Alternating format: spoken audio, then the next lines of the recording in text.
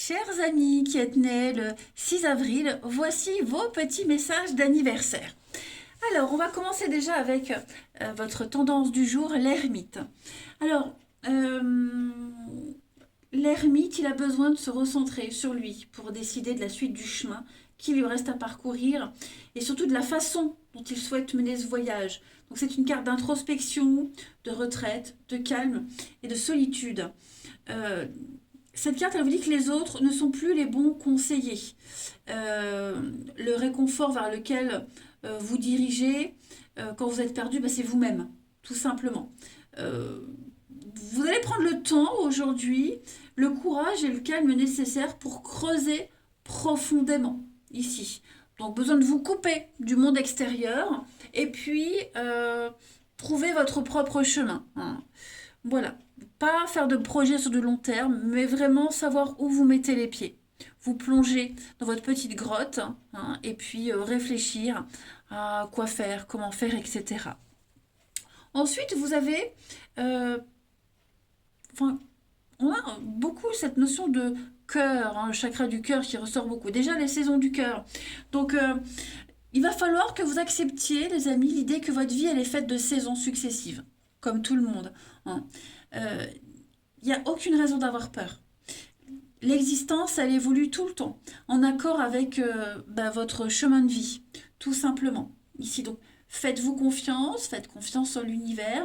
Dites-vous que chaque saison est différente et chacune possède sa beauté, bien à elle, avec ses bons et ses mauvais moments. Voilà, avec ses joies et ses tristesses. C'est comme ça. Parfois, bah, il faut savoir lâcher prise avec grâce et confiance. C'est ce que cette carte, elle vous invite à faire. Parce que rien ne se perd jamais vraiment, hein.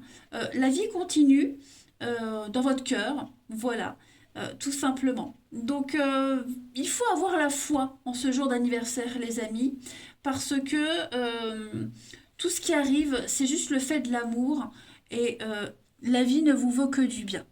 Ensuite, vous avez la carte du chakra du cœur. Donc, on est vraiment sur cette notion de d'amour inconditionnel, de compassion, d'harmonie, de guérison également, hein.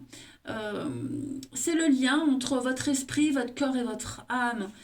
L'équilibre de ce chakra du cœur prend un temps, hein, un certain temps, et il faut prendre le temps nécessaire pour que cette énergie de guérison, elle puisse passer, circuler librement. Voilà.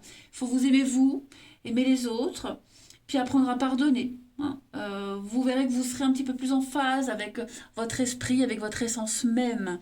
Et puis vous avez la carte du cœur bafoué, les amis. Donc on parle de traumatisme qui agissent comme une forme de cassure psychologique par des actes, par des mots injustes des autres, hein. On a ce statut de victime.